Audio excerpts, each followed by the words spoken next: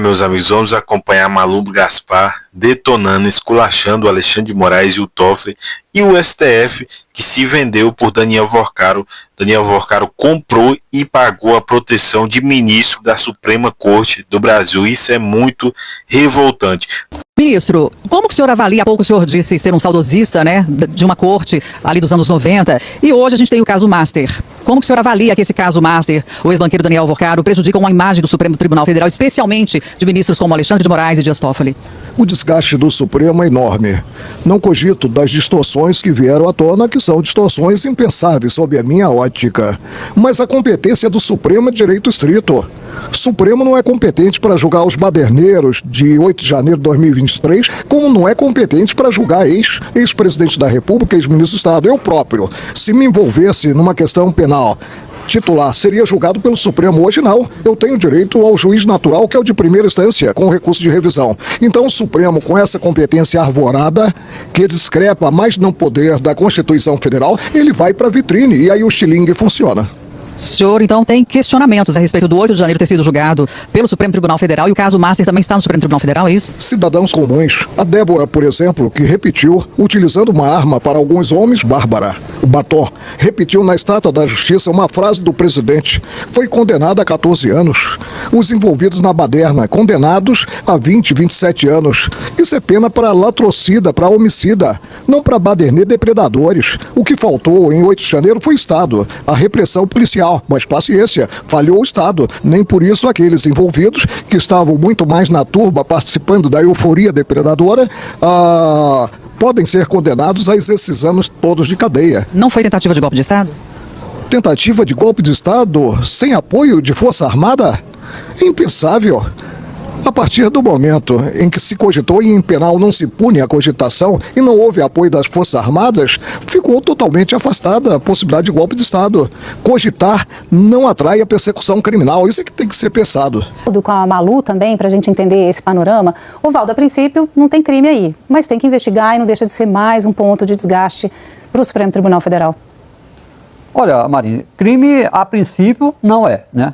Você alugar um jatinho para fazer uma viagem, um deslocamento, ok, nenhum problema, né?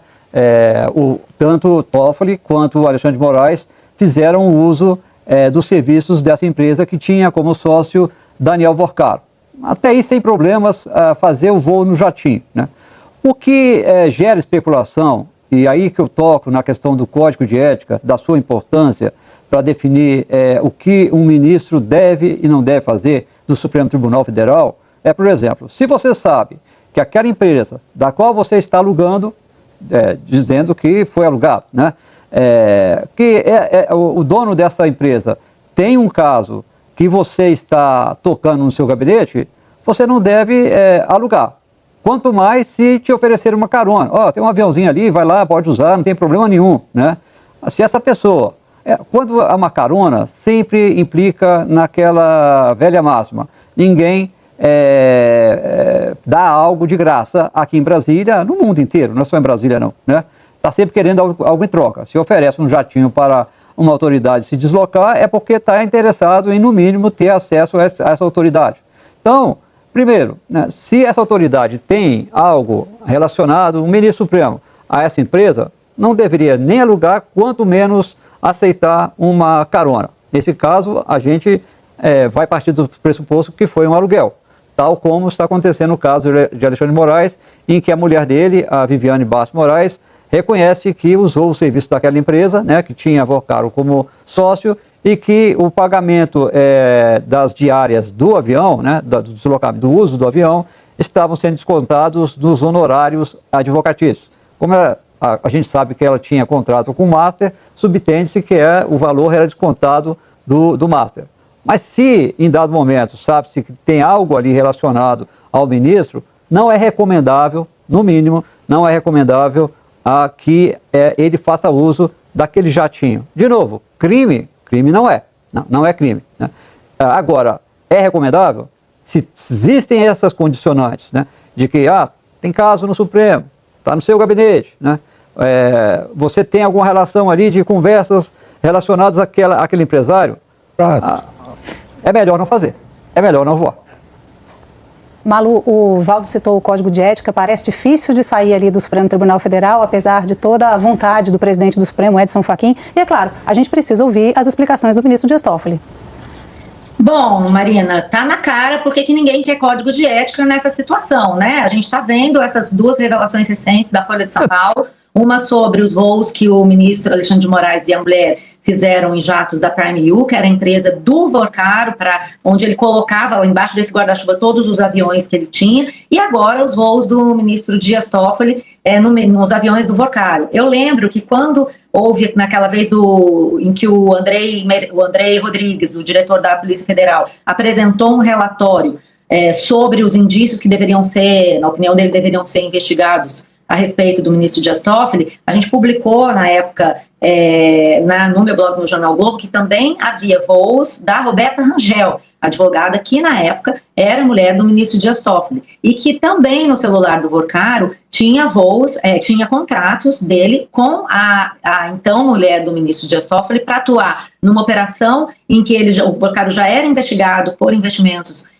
na Operação Fundo Fake, que são fundos de pensão estaduais, e também numa ação de constitucionalidade que envolvia interesses de uma faculdade que o Vorcaro tinha comprado participação. Então, eu sei que é muito fácil para os ministros falarem o que eles têm dito, que não é ilegal, e também se recusarem a prestar satisfação ao público, não falam sobre o que cobram em palestras, não falam sobre os voos em que eles andam, mas ninguém é bobo, todo mundo sabe que esse tipo de carona, ele sempre vem acompanhado de outros favores, valores, contratos, e é o que está acontecendo agora, né? A gente tem o contrato de 130 milhões da mulher do ministro Alexandre de Moraes, a gente tem essa venda de participação no Resort Itaiaia, 35 milhões de reais. A gente tem os contratos da Roberta Rangel. Então, é uma montanha de evidências que indicam que não é só voar de avião, né? A coisa não vem solta. E é por isso que os ministros se recusam a falar em código de ética, porque isso representaria admitir que eles foram antiéticos, foram imorais. E quanto à ilegalidade, é preciso ver, porque existem crimes de responsabilidade chamados de advocacia administrativa, corrupção passiva e ativa. Tudo isso tem que ser avaliado, porque não é porque o sujeito é ministro do Supremo que ele não está sujeito à lei. Então, acho que essa é a grande questão. E é por isso que os ministros têm falado nos bastidores que estão irritados com o ministro Fachin, que o ministro Fachin não consulta as pessoas para dar entrevistas, porque, no fundo, eles estão extremamente incomodados de serem cobrados a dar satisfação à sociedade. Porque eu nunca vi um ministro do Supremo perguntar para o outro se ele pode dar entrevista. Isso não acontece. O ministro Gilmar Mendes, outro dia, deu entrevista para um podcast ligado a cannabis e nada aconteceu. Ninguém reclamou com ele, nada disso. Cada um dá entrevista para quem quiser. São 11 ilhas no Supremo Tribunal Federal. O que está acontecendo, de fato, é que existe um embate no Supremo sobre prestar satisfações à sociedade, submeter-se à lei ou não. Vamos seguir com uma notícia que tem a ver com o Brasil. A gente vai ter juros mais altos. Aliás, já está tendo, né? Porque o juros já caiu menos do que cairia se você não tivesse com essa crise no Oriente Médio. Vai ter menos crescimento. Mas isso não é só no Brasil, não. Isso é globalmente. Esse impacto acaba acontecendo. É claro que o governo tenta ali também dividir um pouco a conta com os estados. Me ajudem, eu pago metade, você paga metade.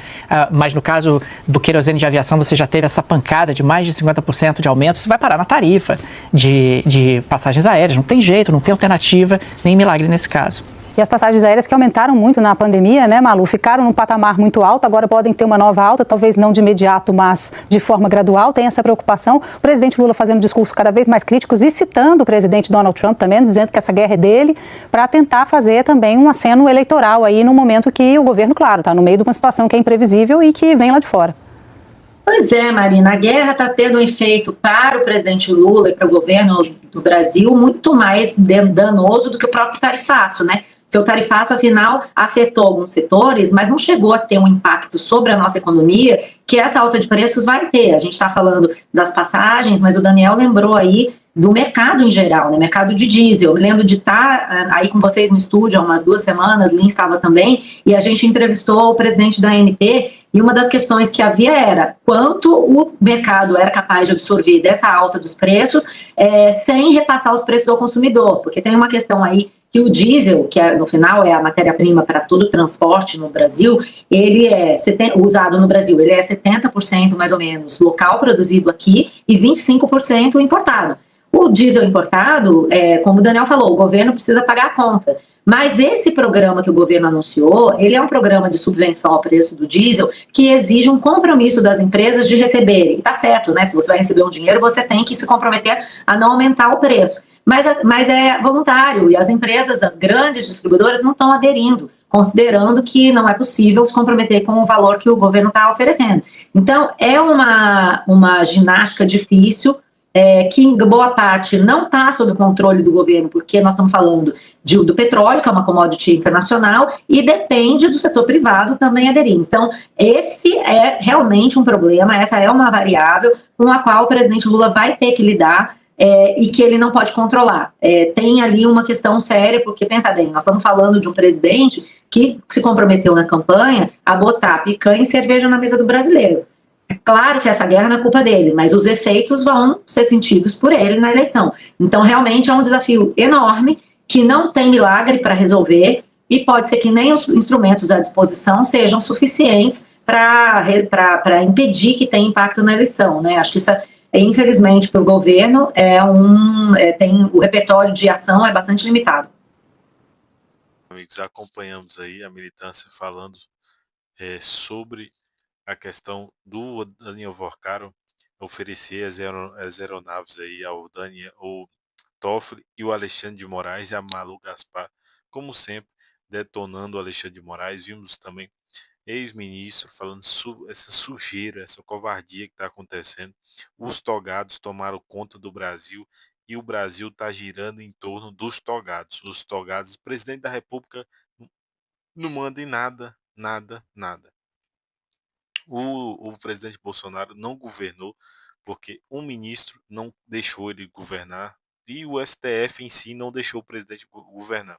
Agora o STF blinda o desgoverno Lula, faz os caprichos do desgoverno Lula e persegue a oposição. E ai de alguém criticar. Ninguém está autorizado a criticar os, os covardes, os criminosos do STF. É impressionante tudo que está acontecendo no Brasil. E o Brasil passando por uma crise jamais vista. Jamais vista. Estão passando por uma crise aí, combustível, gasolina batendo quase R$ 10, o diesel em muitos lugares passou de R$ 10. Você, todos os mercados você vai comprar tudo caro, carne cara, arroz, feijão, tudo caro. A gente vê a forma que tem sido conduzido o nosso país, de forma muito a corrupção em todas as áreas, vimos aí escândalo atrás de escândalo, INSS, agora o Daniel Vorcaro, os Correios quebrou, vários escândalos e nada é feito. Nada é feito. Quando o presidente Bolsonaro era presidente, era 48 horas. 48 horas para se explicar, 48 horas para fazer isso, 48 horas para fazer. O Bolsonaro fazia algo, STF impugna o que o presidente da República decidiu. STF impugna e o Congresso Nacional também é uma vergonha. Os nossos deputados e os nossos senadores são uma vergonha. O povo brasileiro precisa urgente abrir os olhos para essa questão, saber votar para os senadores. Temos a oportunidade de eleger 2 senadores da República esse ano e votar também em um deputado federal. Então é de suma importância, principalmente no Senado Federal, que vai renovar mais da metade, pode aí renovar mais da metade dos seus senadores. Então é importantíssimo esse voto para o Senado Federal. Então observe bem quem são os senadores, se já é um senador que está lá, um senador que vem se posicionando a favor do impeachment do Alexandre de Moraes, a favor aí de barrar essa perseguição política que vem acontecendo ali através do STF. Observem bem quem vocês vão votar para Senado Federal. Galera, é importante você deixar o seu like, se inscrever no canal se você não for inscrito, dá essa moral aí, deixe seu comentário também, é importantíssimo demais. Tamo junto e até o próximo vídeo.